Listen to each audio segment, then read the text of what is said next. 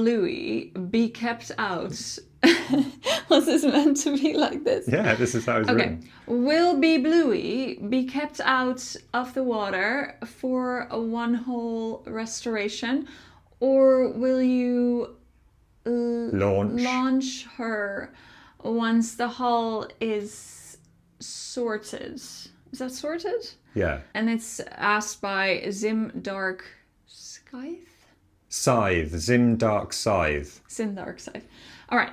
Not the entire time. Of course, we've already spent a month stripping the boat while it was in the water. It's just been taken out of the water. We need it to be out of the water in order to work on the hull. And I think we're looking at getting it into the water as quickly as we can once we've finished the metal work on the outside, because we're actually paying a monthly fee in order to have it on dry land where we have it now. So it's costing us money to have it out of the water. I'd say as soon as the outside is done, we be looking at a more permanent spot in the water that is cheaper. It all really depends on what you're allowed to do when it comes to work. We need to finish all the work that is classified as work, because if we go and then apply for a living boat place in a city, and they say you can come and park your boat here, but you're not allowed to do anything that entails making a noise or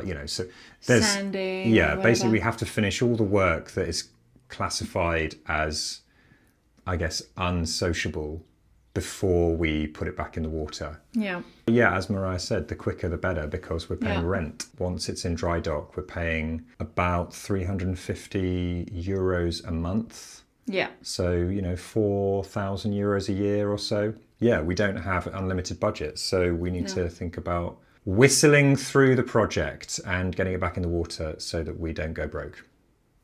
Yeah.